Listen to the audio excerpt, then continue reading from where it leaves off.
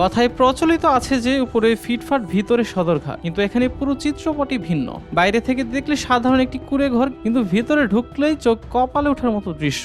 AC, অত্যাধুনিক CCTV camera আর বিলাসবহুল সাজসজ্জায় গড়ে তোলা হয়েছে যেন এক রাজকীয় আস্তানা।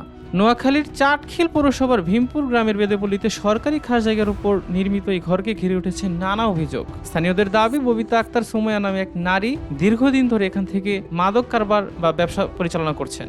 অভিযোগ রয়েছে রাজনৈতিক প্রভাবকে কাজে লাগিয়ে তিনি বছরের পর বছর এই কার্যক্রম চালিয়ে যাচ্ছেন। পুলিশের তথ্য অনুযায়ী তার বিরুদ্ধে রয়েছে 7টি মাদক মামলা এবং একাধিকবার গ্রেফতার হয়েছেন তিনি। তবে প্রতিবারই জামিনে মুক্ত হয়ে আবারও একই কর্মকাণ্ডে জড়িয়ে পড়েন বলে অভিযোগ। সরেজমিনে দেখা গেছে আস্তানার চারপাশে বসানো হয়েছে সিসিটিভি ক্যামেরা, যাতে আইন শৃঙ্খলা বাহিনী কিংবা অপরিচিত কারো গতিবিধি সহজেই নজরদারি করা যায়। স্থানীয়দের দাবি, প্রকাশ্যে মাদক বিক্রির কারণে এলাকার কিশোর ও যুব সমাজ বিপদগামী হচ্ছে।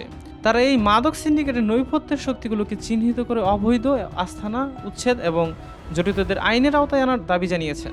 এদিকে চাটখিল থানার ওসি জানিয়েছেন, বিষয়টি খতিয়ে দেখে প্রয়োজনীয় আইনগত ব্যবস্থা নেওয়া হবে। সাব্বির হোসেন হিরণ, দেশকাল নিউজ।